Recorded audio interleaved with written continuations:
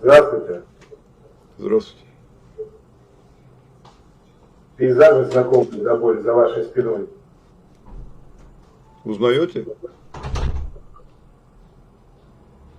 Что Вижу за... вот картину, горы и башни, по-моему, там, да, сзади? Да, и пейзажи какого региона? О, гамма-гамма, Геннадий. Дорогой Рахат. Არა მიშევს თავად? Შენ ქართველი ხარ ბიჭო? ბიჭოს ნუ მეუნები შეურაცხყოფა. Я с Грозного, чеченец. И вы так радуетесь, увидев грузина? Да, Серьезно? да. А ничего, что чеченцы 2 раза убивали грузин? Все чеченцы. А какая это другая сторона чеченцев молчала и до сих пор молчит, никто не признал этих негодяев и не извинился перед грузинским народом за те жертвы, которые вы нам принесли. Я вам один вещь покажу просто на минутку и поговорим с вами на минутку. Как вас зовут? Меня зовут Дмитрий, но я ваше имя не услышал. Рустам.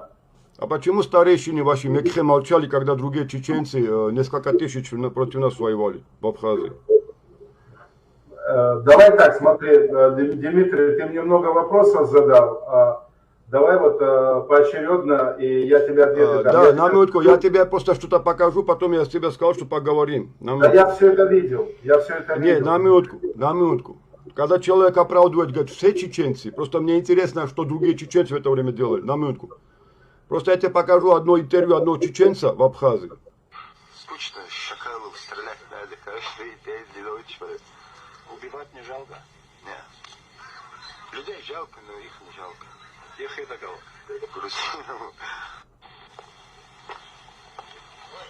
Это сказал доброволец чеченец во время Ичкерии. А теперь просто последнее видео, я тебе покажу интервью Дудаева. Так, я тебе просто покажу интервью Дудаева, а потом поговорим. Так, на минутку. Вот. Я могу только с жалостью отнестись к Шеварднадзе, который попал в этот век. The Chechens that have been fighting on the Abkhazian side, do you disown them? Are they anything to do with you? Чеченцы, которые борются на абхазской стороне, они какое-то отношение имеют? Конечно, любой чеченец, где бы ни находился, имеет не какое-то, а прямое отношение к своей родине. В данной ситуации они как в качестве добровольцев там. И, на мой взгляд, поступили достаточно правильно и с гражданским мужеством. Оправдал Дудаев участие добровольцев против Грузии. Давайте сейчас поговорим, без проблем, давайте.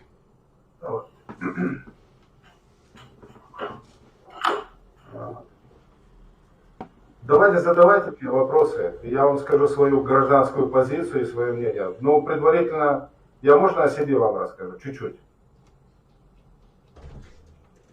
Можно?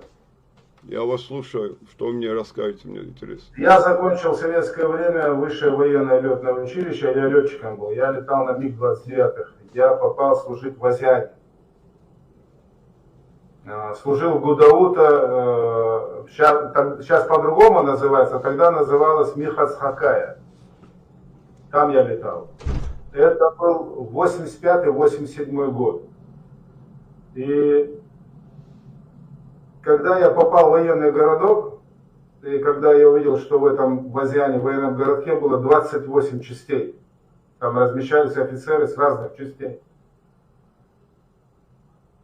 И я когда увидел отношение русских к грузинам среди военных,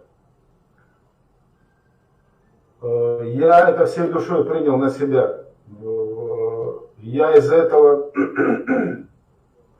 вышел из строя, и замкомандующего по политической части, я его при всех на построении, будучи лейтенантом, не посмотрел на свою карьеру, я ему в ухо дал.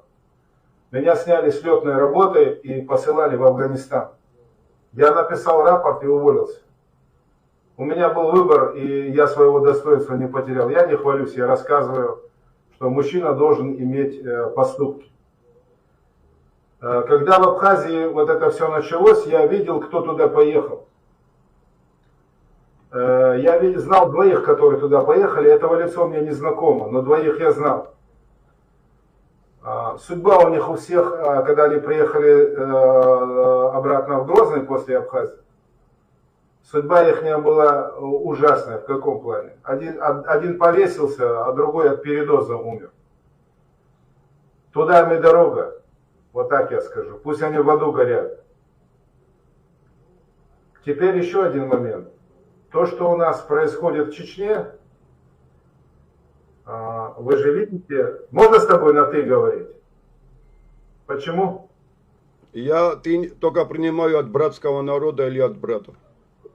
У тебя отношение ко всем так, да, тогда? Мне отношение к тому народу. народу. У нас тогда разговор, разговор же у нас тогда не получится, если ты выслушиваешь меня из уважения, но если у тебя уже ко мне, как к личности, как к чеченцу, вот такое предвзятое отношение, так какой разговор получится? Тогда получится все, что я буду говорить как оправдание, получается, как будто я виноват, что я на себе это держал. Получается так, Дмитрий? В то время, когда из Чеченской республики, во время Ичкерии, негодяй или не негодяй, какая разница, около 7 тысяч чеченцев за год и 2 месяца. 7 тысяч чеченцев официально, это подтверждает грузинская сторона. К тому же Дудаев, который оправдывал, он не говорил, что это неправильно, я накажу любого чеченца.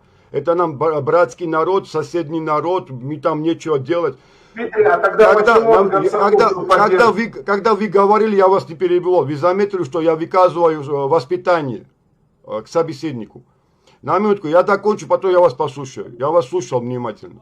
Вы понимаете, в чем дело? Что когда несколько сотен или несколько тысяч негодяев из этой страны, из этого государства, из этого народа пришел к нам, и об этом все знали, то мы не услышали и не увидели со стороны других чеченцев, также старейшин или других чеченцев, какую-то поддержку грузинскому народу. Поддержку не в том, что нам в войне надо было помочь. Нет, просто вот вышли и сказали в Грузии, извините нас за этих негодяев, мы их накажем, они неправильно поступают, они омрачили наши отношения наших народов.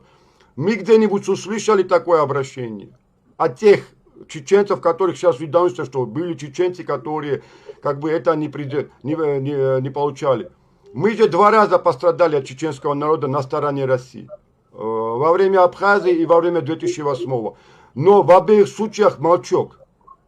От общества чеченского молчок по отношению к грузинам. Такое ощущение складывается, что другим чеченцам или просто наплевать, или просто поддерживают. Потому что ни один чеченец за столько времени, за 30 лет не сделал обращение к грузинскому народу. Даже вот 100 человек чеченцев сказали: грузины, братья, извините нас за этих негодяев.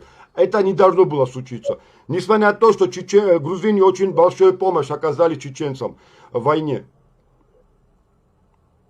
Вы говорите, что я привзято взялся. Вы говорите, что я привзято отношусь к этому всему. Я просто не увидел со стороны других чеченцев какое-то проявление внимания. Если мой сын себя плохо ведет по отношению к соседу, я как отец туда приду и извинюсь. Я скажу: извините мне за этого негодяя, я его плохо воспитал. Но ты меня извини, сосед. Ты не заслуживаешь того, что мой сын тебе сделал. Понимаешь?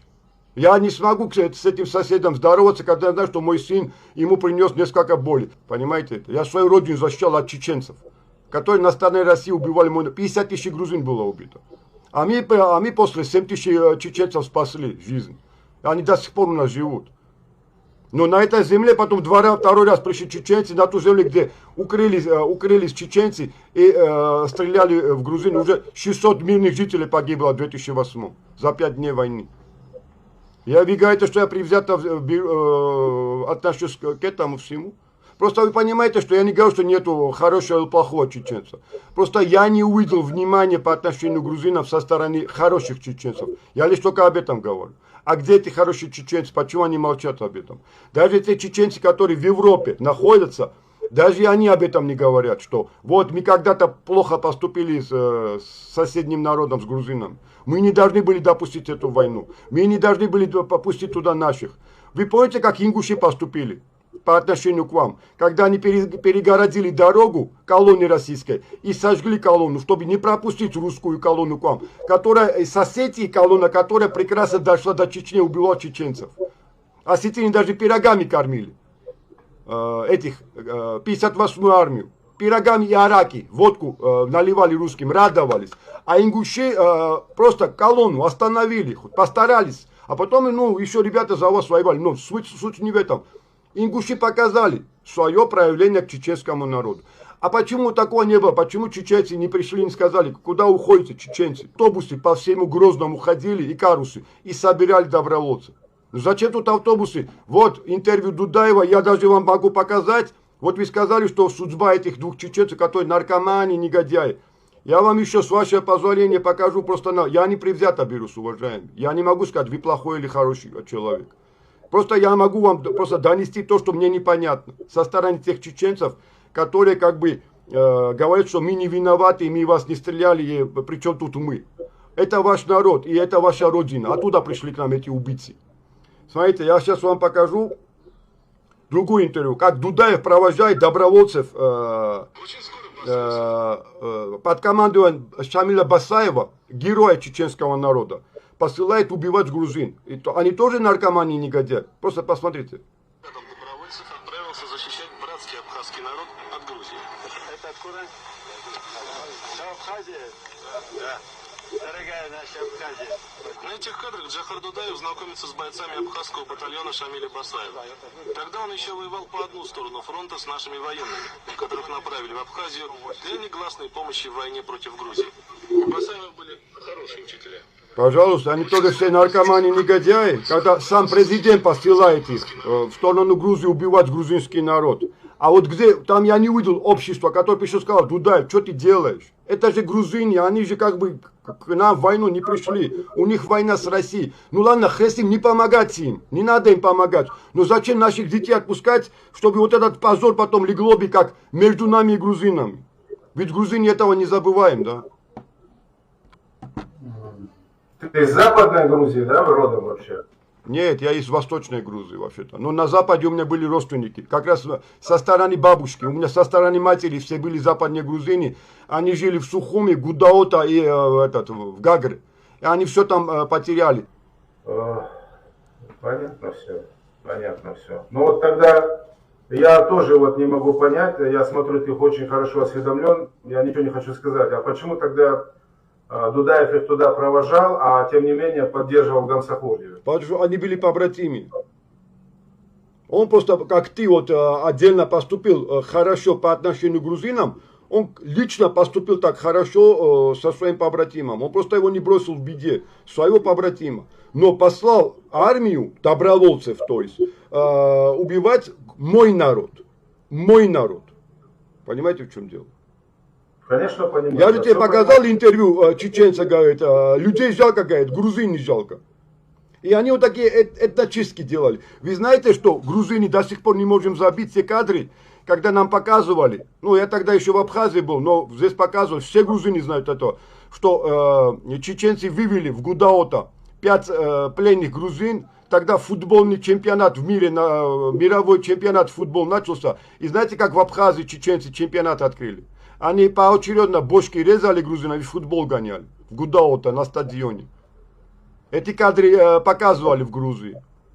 А есть эти кадры? Сейчас в интернете нету, они изъяты, но в то время показывали. Все грузины об этом помнят. Любого грузина спросите, был такой случай, скажите, что в Гудаота грузинам бошки отрезали, в футбол сыграли. Не скажите, кто. Он скажет, да, такое было. И сделали чеченцы. 5 молодым ребятам по очереди бошки резали, когда они говорили, мяч портился, голова то испортилась. Они резали другой мяч и гоняли потом в футбол, в Гудаот. Просто знаете, что мне непонятно, уважаемый? До сих пор ни один чеченец об этом не то, что не заговорил, даже не извинились перед грузинским народом. А мы заслуживали такого чеченского народа? Я не знаю. Смотри, скажи мне, пожалуйста, я тебе тоже должен тогда в упрек ставить, когда Отечественная война была, когда чеченцев депортировали, в Кайбахе людей собрали и сожгли, и командовал ими грузин.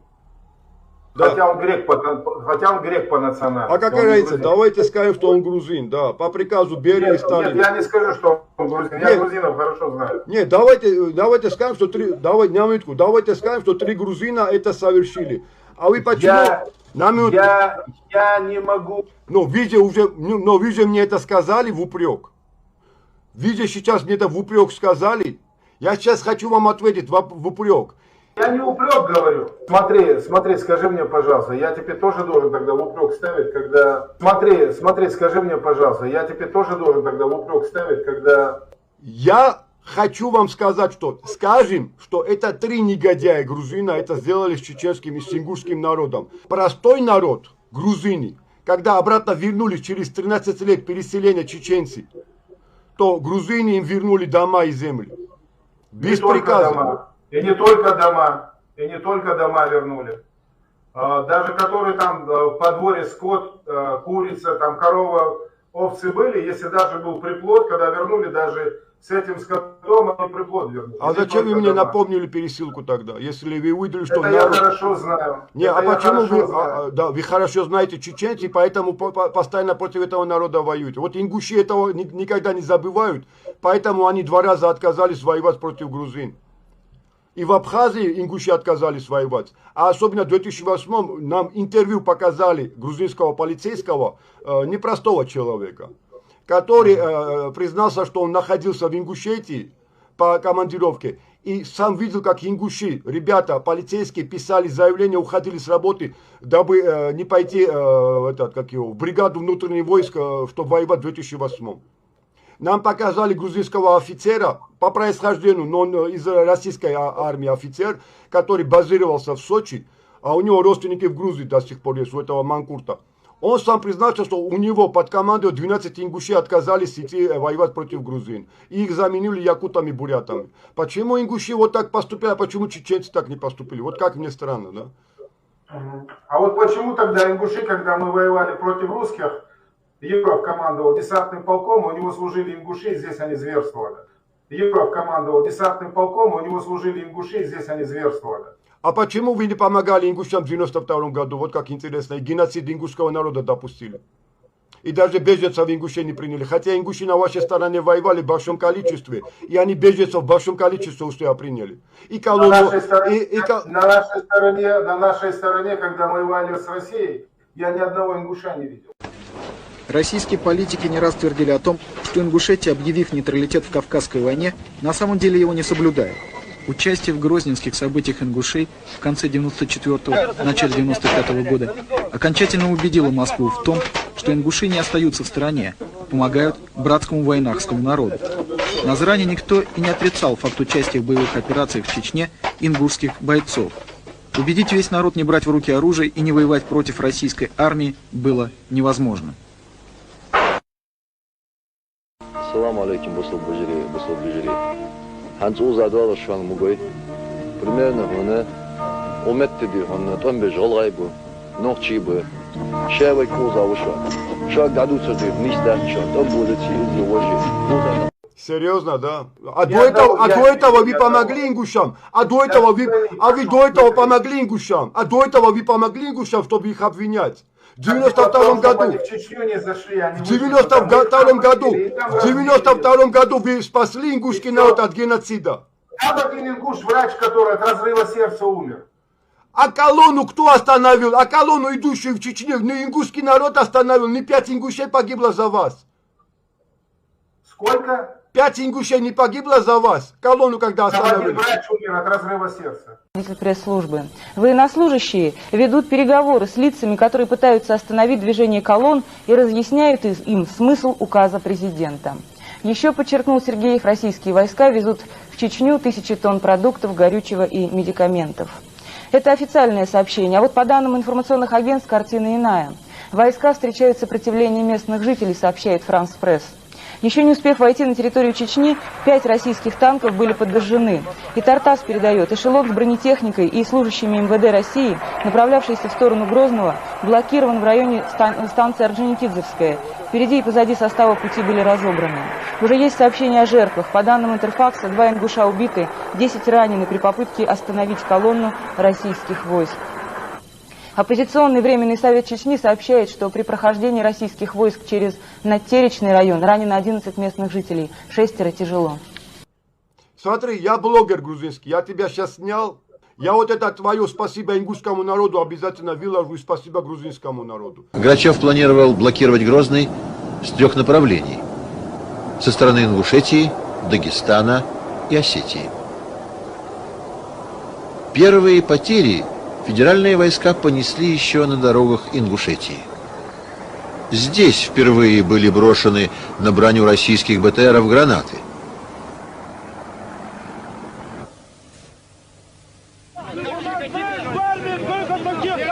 Не секрет, что среди нападавших находились и милиционеры Руслана Аушева. Дальнейшее продвижение по Чечне на трассе Ростов-Баку было затруднено противодействием местного населения. Поэтому генерал-майор Петр Бабичев вынужден был изменить маршрут и опоздал к штурму на полмесяца.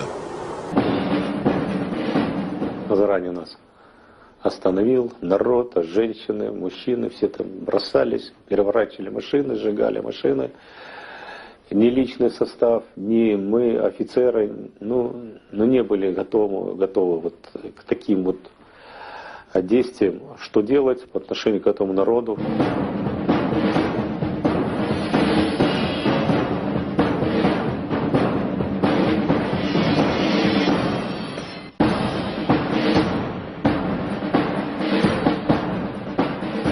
Не хотелось верить, что будет война.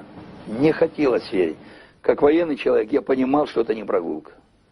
Я понимал. И убедился это в первые же сутки выдвижения моего сводного отряда. Когда еще в Чечню не вошли, а пересекли границу административную между Осетией, Северной Осетией, Алания и Ингушетией, я уже там понял. Стали нападения с мирных людей, переворачивали машины, останавливали колонны, протыкали радиаторы с заточками, пробивали шины, избивали солдат, которым запрещено было открывать огонь.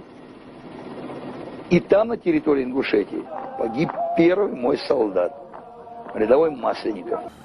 В то время как, по данным чеченских вооруженных сил, все подступы к Грозному закрыты, российские подразделения Министерства обороны и внутренних дел понесли первые потери на территории соседней Ингушетии. Там заполыхали 30 единиц техники. Министр обороны Павел Грачев, комментируя эти инциденты, заявил, что все это делалось с явного согласия руководства Ингушетии и при участии спецчастей МВД этой республики, открывших прицельный огонь по военнослужащим. По сути дела, считает Грачев, Руслан Аушев объявил войну президенту России. Тем временем сам президент Ингушетии Аушев обратился в Генеральную прокуратуру Российской Федерации с просьбой направить в республику группу для расследования преступных действий военнослужащих в отношении мирного населения.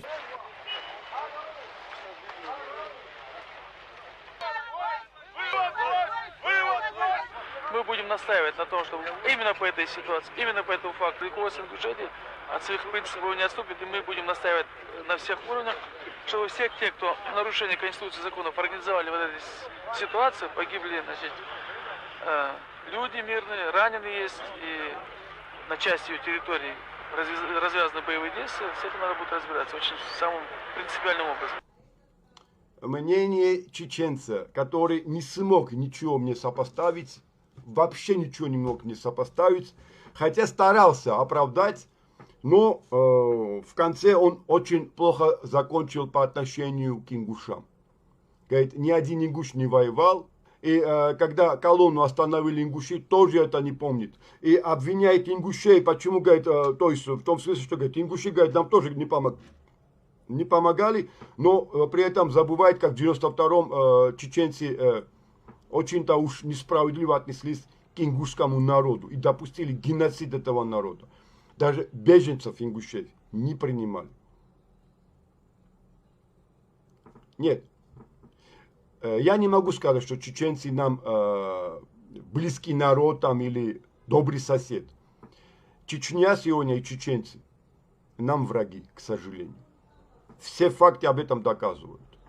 Даже те факты, что до сих пор чеченцы умолкают о том и боятся об этом говорить, и даже извиниться, сожалеть не хотят о том, что 2 раза чеченцы устроили нам.